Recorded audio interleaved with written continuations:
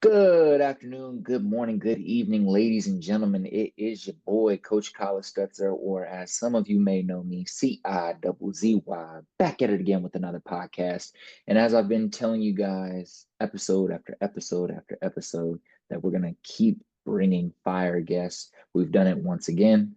Today, I have an individual on my podcast who, I guess it's not necessarily way back, but it feels like we go way back. And the reason why I say that is because I met this individual who will say hello shortly during an interesting time in my life where it was kind of like my first 2 years in California. I had spent some time in Santa Cruz for a little bit and then made a move to LA for a little bit. And then my third move was down to an area of South San Diego called Chula Vista, California. And for those of you who know me from back home from Kansas City, you guys probably know my boy Altron. And that's my dog. That's my day one. And Altron, wanted to come and play some football out in Southern California and kind of get out of Kansas City and got him out to San Diego. And, he does a great job networking and just connecting with random folks. And he ended up connecting with Marcus, and Marcus invited him out to a few workouts out on the beach. And then, invited me to one of those. And then I pulled up, got some hills in, got some drills on the beach in, got a little bit of movement prep, just vibes. All a young man wants to do when he comes to California is meet other people who have similar passions, similar interests. And Marcus was the first of many in the San Diego area. So with that being said, I've said his name a few times. Marcus, go ahead and introduce yourself to the people. Let us know, where you're living right now, what you do for work, maybe the name of your business, and then we'll jump into the chat. Sounds good, Collis. Hey, I really appreciate this call, man, and it's great to hear from you. Those were the good days, right, when we were out on the beach. But first off, my name is Marcus Block, and I run a facility out here called Ambition Athlete Development. So that's the name of the business. Basically, what we do here is we work with athletes, specifically, not just entirely athletes, but that is our main focus. But we focus on speed development, we focus on strength training, we focus on injury prevention through, a lot of our clients gain results through our structured programs. We're really big on science-based style training here. And, I kind of got started with this, working with a couple guys doing, the NFL combine. So, and then kind of, tailored my own path, to build, where I am today. And, I mean, it's been about 9 years now, and we're Long doing we're time. doing we're doing pretty well. Long Time flies by pretty fast, It man. flies fast as hell. And when I tell you guys, ladies and gentlemen, one of the most exciting things to see is somebody start somewhere, just kind of get the easiest way to say is getting it out the mud, right? So, I just remember seeing Marcus posting on his stories like, yo, meet me here at this beach. We're gonna get this type of work in, just pull up anybody. Like any athletes from Southwestern Community College, any athletes from any of the other local junior colleges, come out here. We're going to get some speed work in, get some agility work in. Like, let's just hustle. Let's just get after it. And, the few times I came to pull up on some of these workouts, you got all types of guys from all over the country who are trying to make it, coming to SoCal, trying to go the junior college route. To kind of develop their skill, or maybe they were getting in trouble back home and couldn't get good enough grades to get into some of these bigger schools. And they're just trying to find any way that they can affordably get some work in. And I feel like Marcus was one of those guys who was really passionate about, number one, sports performance, but number two, the human body and how to get faster, how to master speed, how to master acceleration, how to master being, becoming a better athlete through improving, speed and overall strength. And Marcus was on it early back then. And one thing that stands out to me about you, Marcus, is your willingness to learn. I know when I first met you, you were doing some, I don't know if you want to call it interning or shadowing, and you can dive into it yourself, but under Yeah. or around Les Spellman and some of those other guys. So maybe talk about the early days with Les, what you remember kind of learning from him, and some of, I'm sure he's not the only person you learned from or admire. So some other coaches that you got to spend some time with in the earlier years that kind of helped you develop, number one, a passion, but also a stronger understanding of speed. And I want to stay on speed for just a second because I know that's a lot of work I see you doing from like a Mhm. specialty perspective. And so, yeah, let's talk a little bit about them early days with Les, some other coaches that stand out to you, and you know, just run it back there. Yeah, of course. No, so it was right around the time when I came out of the military. But I was looking to get back into college football. Football, that's what I grew up playing. Um, I wasn't the best athlete by any means, like no star athlete, but I really loved playing football. I played baseball growing up. But coming out of the military, I wanted to go back to playing at the local community college. So somebody pointed me in direction to approach this guy named Les Spellman. He worked with Johnny Manziel, a couple of other guys going into the combine, but I think the biggest name was Manziel at the time. Nowadays he's working with guys. He's worked with guys such as Joe Burrow, Trevor Lawrence. I mean, the list goes on. But going back, was just trying to prepare for the season. Reached out to him. Came out to a workout. It was insane energy, man. Just a whole different style. Like I thought I knew how to train like an athlete, but what I was doing was completely the complete opposite we should be doing. So also a little knowledge note, for all the athletes out there, if you're really looking to train the way that you're intended to, it translates more into power and speed, not so much of this bodybuilding, because that's exactly what I was doing around the guys who I was training with. We were training like a bunch of bodybuilders. So that that doesn't necessarily translate well, but it really opened up my eyes. I got into the probably the best shape of my life as an athlete. I went down from a 5'2", close to a 4'6". It was crazy, man. Just spending those 3 to 4 months, just reshaping my technique, working on explosiveness, different types of exercise I've never heard of at the time. Fortunately, going back into the season, I tore my labrum up and then had to kind of recover from that. But I really kind of fell in love with the idea of just the training with the athletes. So, and at the time I was always like motivating my teammates, that's how I met you. And that's how I met Megatron over here, man. Those were the good days. But I want to kind of discover more of that side. So that's when I reached out to him, helped him out. Intern shadowed him, like as you said. And then it's just man, like after about a year of doing that, I want to branch off and kind of pick other minds as well. So it didn't just stop there, like reading, researching. There's so much knowledge out there, for coaches who are really trying to get into this game. Don't ever stop. Don't be closed-minded. Be open-minded. Always absorb, because every year it's changing. Like the way we transform to train these athletes, it's always changing. You never should just stop and be where you're at. But I learned from a guy named Tom Green, really amazing guy. He actually ran in the Olympics back in the day, ran the 100, 200 meters. So that was awesome to be around. And then also worked with another local coach in the area, a rental house facility. I think maybe you stopped by. Not sure, but he kind of taught me the business side of it. His name was Ben Landry. So that was another piece, because I didn't know how to run a business at the time. I was training, but was I really, like, I had no structure, man. So he really kind of paved the way on the structure for me. So I think those Dive into that go a ahead. little bit. I know Yeah. over the years, again, I'm watching from afar, but I know over the years, sometimes I see you partner with some local high school teams to run their speed programs or to run Mm-hmm. warm-ups before at practice or before games. I see you collaborating with local young athletes, and I'm talking, 13 and below. So we're talking like younger Mm-hmm. athletes, 10, 11, 12. I see you connecting with moms and dads in the area and letting them know, what you do and what you can help their kids do. So when you think about those early days of kind of meeting people in your community and people seeing you on Instagram or seeing you at the fields doing your own work or putting in work with other people who, you offered to help for free, like when did things start to get a little bit more organized in terms of like, all right, I'm going to meet all athletes, meet me at this facility at this time period. This is how we run our programs. First, we start off with a warm up, then we start off with this. Like, when do you feel like you started really developing a lot of structure in the way that number one, you program, but then number two, how you just organize your day.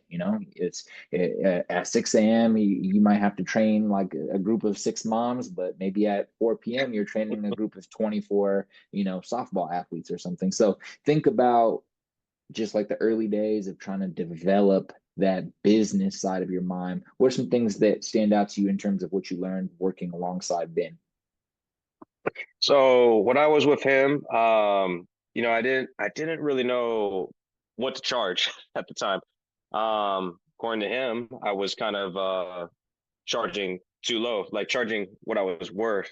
So, and I felt, at the time, man, I was charging like maybe five to $15 per session. So, I mean, like nowadays I could charge up to 95 to 150 for the hour and be comfortable charging that. Uh, just throwing it out there. But he wasn't always so it was actually him and my another big piece I forgot to mention was my grandfather. He was a really big businessman too. So not on the training side, I think more Ben was along that side, but my grandfather, he's been doing this for 50 years, man. So, you gotta pick those elders' minds out. I mean, they've been there, they've done that, so learn from their mistakes, which he helped. But structuring it in a way on kind of how to getting it started. So I knew how to write programs at the time. I learned that, working with the NFL Combine athletes. Like I knew how to get people faster. I knew how to get people stronger. It was how do you consistently get people to keep coming? You know what I mean? Whether it's getting them on a recurring plan, um, maybe in the beginning it's fine and all, but I don't necessarily recommend all the Venmo and Zelle and all that, which I know a lot of people in the beginning do. Find a good, kind of credit based type of system. But you also have to be honest with these guys too. Even though a lot of them might be going month to month, create a system where maybe they can consistently come for a 3 month plan, 6 month plan, 12-month plan. Um, they need to know that you're not going to see results probably in the first, second, maybe even the third month. This is like a long term, long commitment you guys are making. You have to kind of make them understand that from day one. Because then obviously, like, they'll understand, oh no, this takes time, because it is everybody's on their own journey. I mean, I'm on my own journey with my fitness. I'm pretty sure you're on your own. You guys are on your own journey when it comes to your fitness. It's kind of like what Nipsey Hussle says. It's a marathon, not a race. You know what I mean? For a lot of us. So, from Ben and my grandfather, I really learned how to kind of dial down on that, and then it started to really take off. But that wasn't until like the third, fourth year, though. Just letting you know. Yeah, no, I love that. I love that because setting expectations in business, setting expectations for athletes in terms of their progress, or maybe it's your local parents who are joining for some group fitness classes, setting an expectation of what, they can expect to achieve in this designated time period, assuming that they do everything right and they're extremely consistent kind of just sets the standard for like, all right, I'm going to be working with this guy for the next year or 2 years. And if I'm a young athlete and a parent's coming to talk to me, Marcus, as the owner of this facility, your athlete is 9 years old right now. They're going to be working with me the next 9 years, So it's like, let's set the Mm-hmm. expectation now. This isn't, they come to me, they become, in a fucking NFL caliber at 12 years old. You know what I'm saying? So they're coming to Yeah. me and we're going to continue to develop this young athlete until they are sent off to work with somebody else, once they move on to high school sports or once they move on to college sports and so on, and helping parents as well as athletes understand, hey, this is what it looks like in the in season, the off season. So definitely understand that. Who if you were to recommend just right off the top, I can say for everyone out there, I personally use Stripe, but who would you recommend for like a payment processor when for anybody out there, they're coaches and they're like trying to develop some systems and have people be able to put their card on file and pay on a recurring basis so that they don't even have to think about it. Like, who do you use? You Mm-hmm. might also use Stripe, but outside of Zelle and Venmo, when you're first getting started and you're doing those quick payments and stuff like that, what was your first payment processor that you use, and like Who were you looking at? What were you like? What other systems were you looking at implementing once you started trying to get real structured? Yeah, so we're currently using, but we're transitioning out of it. We're using Clover right now. So Clover is a great system. A lot of people you probably you probably see it a lot in the coffee shops, restaurants, because I know it's a big thing. But I mean, it's not just for that. It's very inexpensive, the percentage that they take off from you. Mhm. It's like close to 2%. I mean, I know like the others are close to probably around 2.5, maybe to 3, 4%. Um, However, I wouldn't say it's the most easiest. I mean, it was good for me to start off with, but I think Square is probably hands down the easiest system. You could send invoices, you can get cards on file, you could set dates, how long these guys are going to be on that plan. And you can, if you want to make if somebody wants to buy like, over apparel, like in our case, literally, you can literally just tap their card on the phone and boom, it's already, the transaction's already there.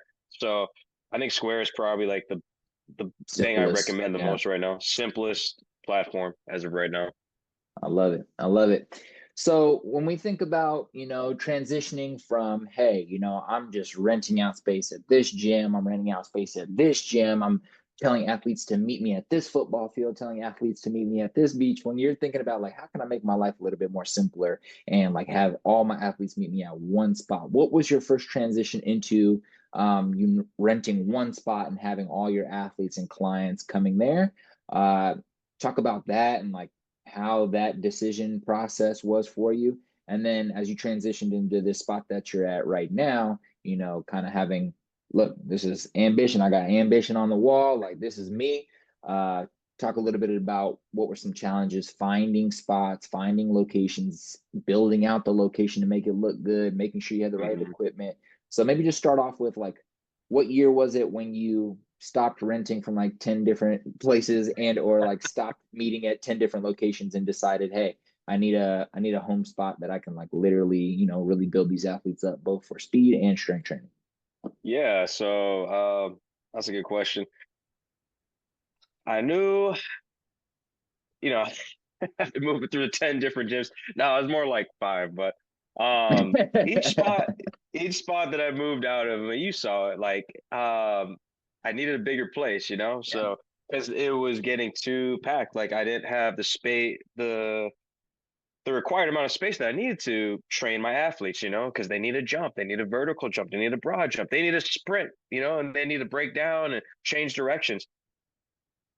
That's why I had to keep transitioning. Okay, spot's too small, got to move on. Luckily, every owner that I had the opportunity to work with, they totally understood, and so there was no burning bridges or anything. Um, at the time when I knew I had to get my own place, it was when I had about 20 to 25 kids per group, and so and the other gym owner had about the same amount, and it was like jam packed in there. So Oh man. that's when I knew at that moment, I was like, I think it's time I need to start searching. So my girlfriend at the time, now fiance, Good. um, Hey, good. I'm glad you jumped to that. I was like, damn, that story got sad real quick. You're like, nope, nope. Now my fiance. yeah, so she was a really big she's my one of my biggest motivators, man, honestly, hands down. She she kind of gave me the idea. She's like, I think, because I was always scared to do it. I mean, I always had it in my head, but I didn't think about doing some jumping into this until maybe another 10 years. I'm gonna be honest with you, man. I've had the gym for 2 years now, but she's like, I think you should try it, like it doesn't hurt to try it, because if you don't do it now, you never said you would have tried. And honestly, I think it's around that time, because I don't think you're going to find any space down here unless you go up north San Diego, because that's where the bigger facilities are, where you can have this many kids and be like training comfortably in a space and not be so cramped. And then that's what that's when I said, okay, I think you're right. So 2 years ago, we were searching. Whew, probably about we were doing like a hard search. It didn't take us that long. Usually I know a lot of people, they wait like a year, sometimes longer to find a space. Probably took us about 3, 4 months. That was it. But we were like really searching, researching, driving around, checking out the local areas.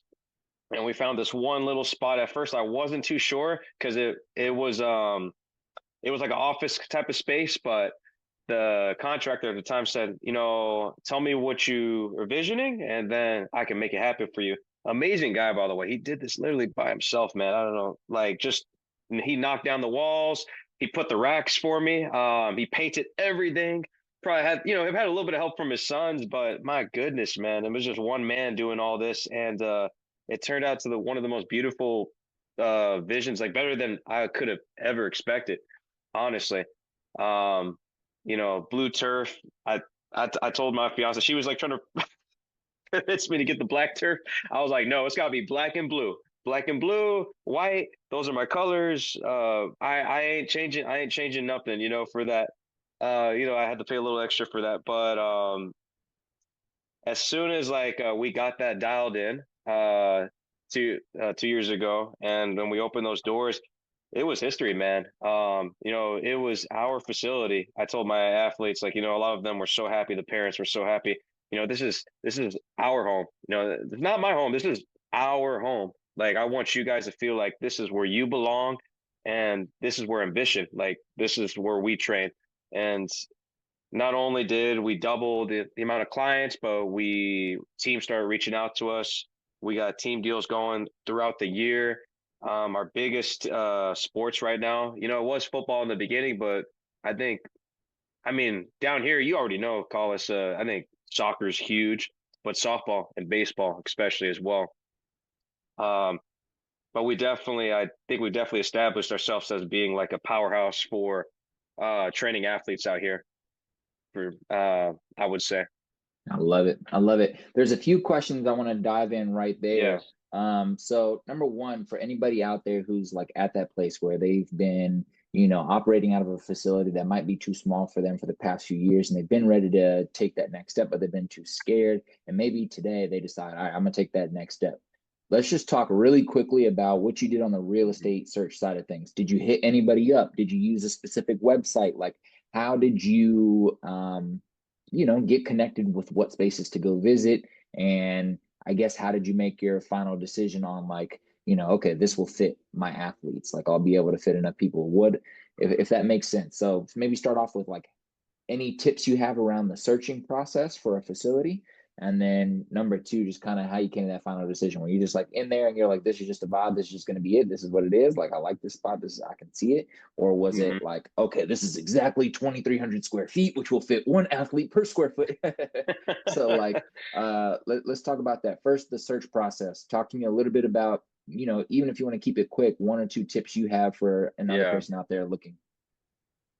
Yeah, I would say, biggest tip on that, be patient. Don't just jump into the first option that you see, obviously.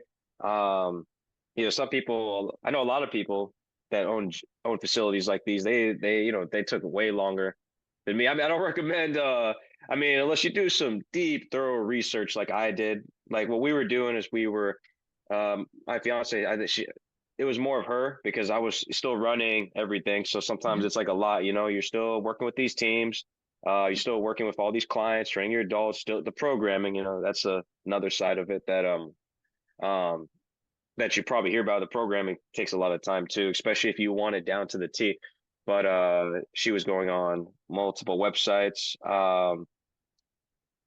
She was researching through the real estate, like what's open right now, what's available for buying, what's available for renting out.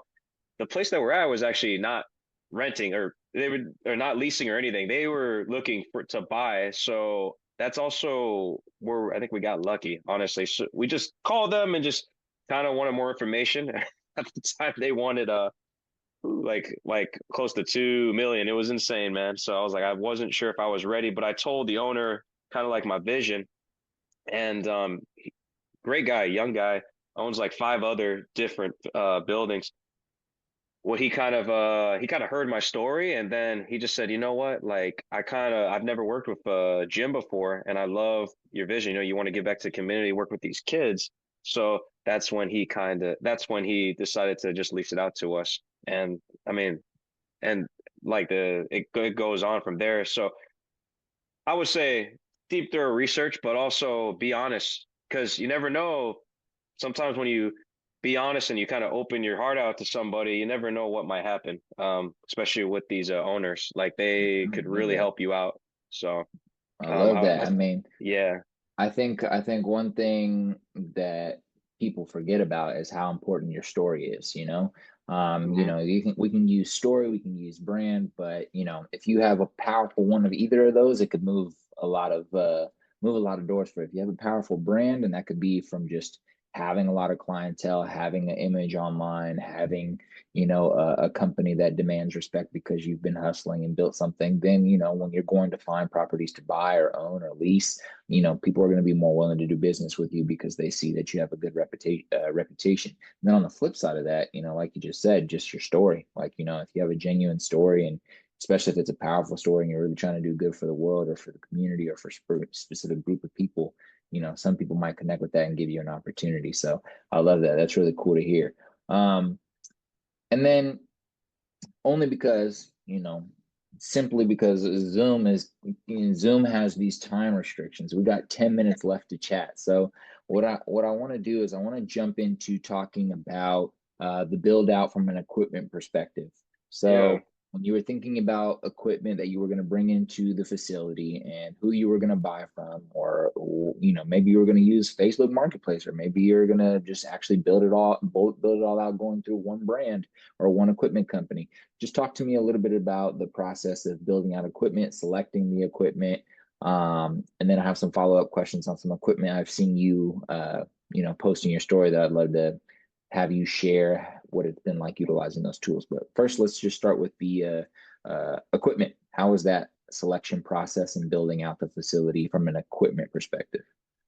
Oh, of course. Like funny. I'll try to because I know we don't have too much, uh, the most amount of time, but I honestly was trying to get used equipment in the beginning, believe it or not, because I was just like, I'm trying to be what's cost effective, try to reduce the amount of costs so that we can, afford like as much things as we wanted.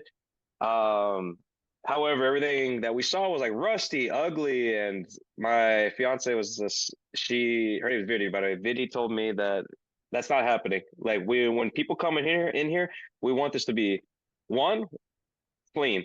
Two, everything looks nice looking, like presentation, because I think that matters. And she was right because when somebody, me myself, if I take the first 3 to 5 steps, I walk into a facility and I look around, I kind of get the hint of like of what's going on here. Like, is it dirty? Like, is it unorganized? We always try to keep everything organized here. Everything is like put where it should be. Everything is clean, dusted. Everything has like a formatted. So we went with new equipment. Um, I had to make sure I had at least enough racks to fit at least because sometimes we have classes of 20 athletes. 4 to 5 athletes per rack. Obviously a pair of dumbbells.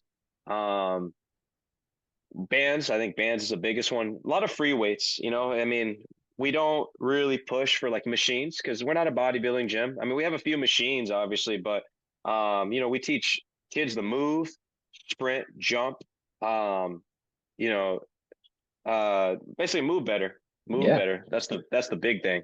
So that's how we went with everything new in here, man. I love it. I love it. And for somebody who is in the same lane as you, like, trying to help athletes get stronger, sprint faster, and jump higher, you know, hmm if you had to choose like 3 to 4 things that you have to have in the facility, what are those 3 things going to be? So you might have just mentioned the three as soon as you just talked right there, but just go ahead and run it back. What would the 3 things? It could be like, all right, you have to have a GHR machine, a squat rack, and a hmm kettlebell of 20 pounds. Like, if you had to choose 3 things to effectively, train, don't even think about 30 people, but just train some athletes, what would those 3 pieces of equipment be? I'll say the three big pieces of equipment. Trap bar. I love doing trap bar work. You can do trap bar jumps. Obviously, the trap bar deadlift is huge. If you can emphasize more on the hamstrings or the quads, depending on your posture. But I think it's an amazing movement that make all of our athletes use bands. So I mean, if you have the money for it, I'd recommend the 1080 sprint, which is something the Olympic athletes use that we utilize here. However, if you don't got one, bands just work just as fine. A lot of the technology that we have here, I mean, it's crazy. Like we try to separate ourselves based on the technology that we have to give results, but a great coach doesn't need technology to know what he's doing. Like if we pulled out all the way, like you should be able to still deliver the same results regardless if you didn't have it. But bands are a great way. They're very cost effective. And then I would say the third thing, um, you can't go wrong with a pair of dumbbells, man. Honestly, so You ain't lying. you can do Can't go almost every wrong with a movement, pair of man. dumbbells. No. There's always like good sales on offer up. You could do, obviously dumbbell bench press, upper body movements, jumping, plyos, you name it. If you have the money for it and you want to test like verticals and measure force, I mean, you're probably familiar with it, Collis, like measure the amount of force you put to the ground. Force plates are amazing pieces of technology that we use to track data. We're really big here on tracking data and explaining what it means to these guys. So Yeah, because if let's obviously you jump could, let's jump into oh, that. go ahead. Let's no, I Yeah. just want to say let's jump into that because that'll be a great way to use the rest of our time. Talk to me a little bit about each of those tools. 1080 sprint. I might be tripping, but I have a feeling I saw the Beyond Power in your guys' gym, but maybe I'm wrong.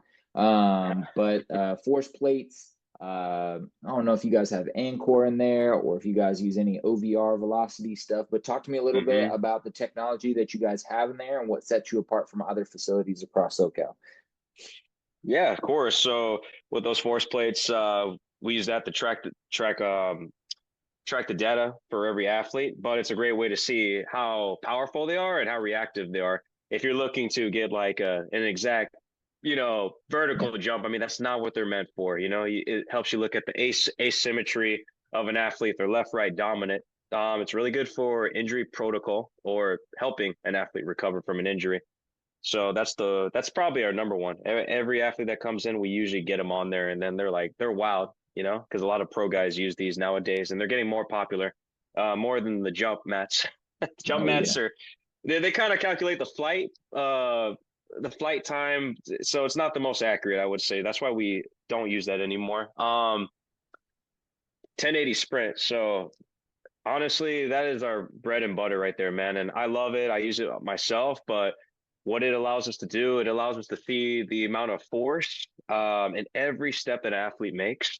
You're able to create a load velocity profile, which basically, you get these kids or these athletes on a different type of load, and then depending on their max velocity, you're able to create something called a VDEC. So VDECs are just decrease in velocity. So let's say I want to go 50%, decrease from your max. We're going to run at this, or 30% or 20%.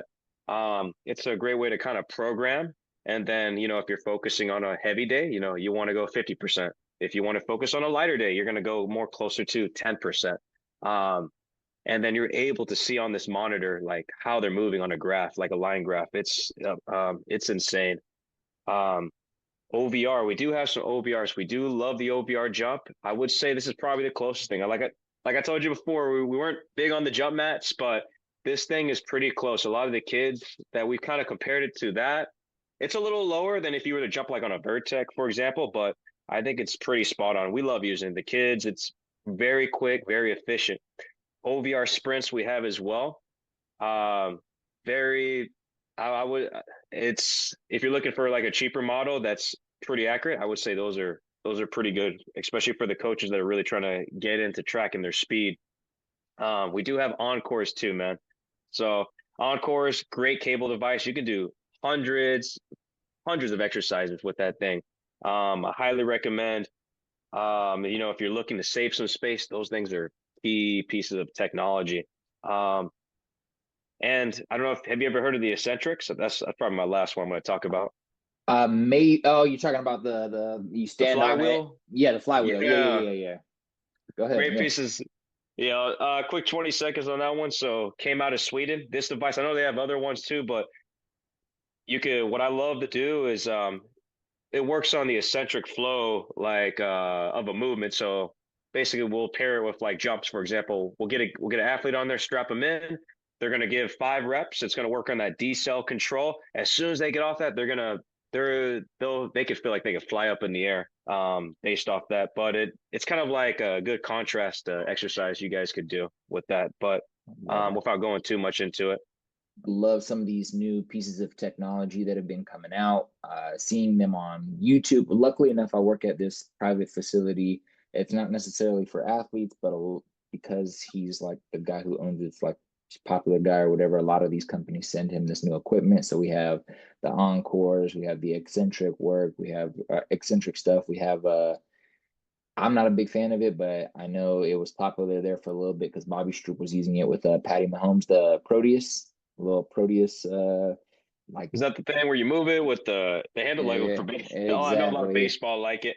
Yeah. I'm That shit is too curious about damn. that piece of tech. I So mean, it's cool, it's fun, but it's just such a big piece of tech to have in your facility, and I don't think it's worth it for the footprint that it takes up. You know what I'm saying? And yeah, they tried to make it like less of a footprint by its design, which they did a good job with that, but it's still a footprint nonetheless that I think could be better utilized, using some other pieces of equipment in there. But I don't know if you've seen, again, I keep thinking that I saw it on your store, but maybe I didn't. But do you know the brand Beyond Power, the piece of equipment that kind of like you can it's very similar to Encore in terms of its attachment to a rack, but it's all digital resistance. It goes all the way up to 200 pounds, and then you cool. can adjust like both like you can have it be 20 pounds on the row, but have it be 100 pounds on the eccentric, so it's pulling you back in. Yeah, And a lot of people talk about how smooth. Oh, we've been sorry, you wanting still. Oh, there we to. go. Yeah, perfect. Yeah, so Oh, there's some pretty cool pieces of technology that have been coming out that are very impressive, and that those are like everything you mentioned, plus that Beyond Power are all tools I want. It's just I don't have anywhere to put them, so I'm not gonna buy them. no, we're familiar. I'm familiar now that you kind of brushed my memory a little bit on the Beyond Power. Yeah, we were looking to that too. Uh, one of these days we'll probably invest into that. I know that the 1080 has the capability to do the same exact The thing. exact same thing. So Yeah, exactly. I think the only difference between those two is they're utilizing the Beyond Power more for like, straight up like lifting or resistance training. People are using it for lat pull downs, for rows, for, hmm you know, hip abductions, kick outs, fucking attaching it to those straps that you can put over you to do some squats, hmm so people are utilizing it more for that, less for the potential improvement in speed or acceleration or velocity work. But nonetheless, it's so interesting, so cool. And I think for any listeners on here who are listening to this podcast and you're like genuinely interested in sports performance, that I didn't do enough justice talking about what Marcus knows and what Marcus has done over the past 10 years. So please, make an effort to reach out to him and tap in if you have further questions. I'm sure he'd be happy to, you know, if you give him $1,000. I'm just playing. But no, I'm sure he'd be happy to respond. Or if you just follow his content, there's a lot you can learn there. But man, Marcus, I just want to say I'm proud of what you've been able to do. I know we didn't get to get into the deep depths of conversation here on this episode, but more or less, I just wanted to, bring you on, catch up, and hopefully a few new people listen to this podcast and give you a follow or pull up to your facility down there in South San Diego. But please let us know. Website, Instagram page, how people can, work with you or have their children work with you. Yeah, just give us the full run through of how people can support you and tap in, and then hopefully we'll have you on for another conversation to dive deeper into the sports performance details of how we can help people become better athletes and tap in a little bit of, how we can translate that into adulthood too. A lot of people are leaving athletics, not able to make it pro, finish playing college sports, and then they become, not to be disrespectful, but overweight, out of shape, and unable to express athleticism. So, I think it could also be a fun conversation to have next time we have you on of how we can take those same principles that you're implementing with your young athletes and reintegrate it in for adults who, want to get back into being able to express power and feel athletic again. So I think that'll be a fun conversation to have next time around. But yeah, man, let us know where we can find you, how we can support you. Yeah, absolutely. Oh, you want me to tell you right here where you? Yes, sir. Yes, sir. No, I appreciate that. I mean, you brought up a really good point. I think that'd be a really fun conversation to have, Collis, because a lot of I mean, even though we primarily promote more to the athletic side of training, we train quite a couple of adults. So we have like about 20, 25 adults. But Hell yeah. the the awesome thing is, they used to. I mean, obviously the parents of the kids that I already work with, so easy transition. But they all were old athletes. A lot of them played football, softball. So I think that's a really fun conversation to have. But guys, no, I really, Collis, guys, I think it's awesome. Really appreciate you guys hearing me out. Um, you guys, I do have three recommendations. Yeah, Collis, you please mind do. if Go I share ahead. them? Yeah, yeah, yeah. No rush. No rush. Yeah. So three amazing books that definitely have kind of helped me pave the way where I am today. That highly recommend you guys check out is Game Changer by Dr. Fergus Connolly. Not sure if you heard of that one, Collis, Hell but yeah. he goes into like four connected pillars on how to what makes a real game changer, how to connect to the athlete emotionally, what gains results. So I think that's huge, super, super huge. The Power of Habit by Charles Duhigg. So that one kind of helped me, set my standards, be more consistent what I'm doing. Sometimes I still do it, but yeah, what's the word I'm looking for? When you kind of waste time, when you kind of waste Oh, time a little bit. procrastinate. Procrastinate, man. I think everybody does it, but that's what kind of helped me kind of Lock in. step forward. And then if you guys are really looking into upping your game, it is a long book, but on the speed side, I think this one has helped me so much, man. The Mechanics of Sprinting and Hurdling by Ralph Mann. Got to check that one out. Awesome. So much knowledge in that one. But guys, I appreciate you guys' time, Collis. I really appreciate it. You guys can follow me on my Instagram at ambition underscore by underscore MB. We're also you can find us on our website too, ambitionbymb.com. All right. Hell yeah, but we might have somebody who listens to this and they might live, right near you. So let us know where your facility is located, just in case anybody's in SoCal this week and listen to this episode and they're like, oh shit, that's right next door to me. So let them know. You can either drop the address or let us know what part of San Diego you're based out of.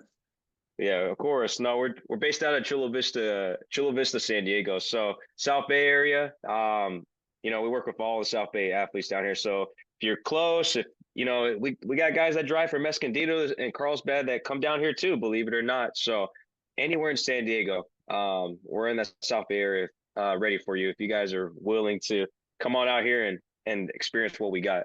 Okay. Hell yeah. Go find Marcus, ladies and gentlemen. This is Ambition by MB on the Foundry Method podcast. Marcus, again, looking forward to have another conversation with you coming up soon. Because, like I said, I don't feel like we did it justice. So we'll definitely follow up, get deeper into some topics and some other books you've read and some other experiences you had that you think will really translate to other coaches and business owners out there. So again, thank you, man. Appreciate your time, ladies and gentlemen. Like, share, subscribe, go follow Marcus on IG.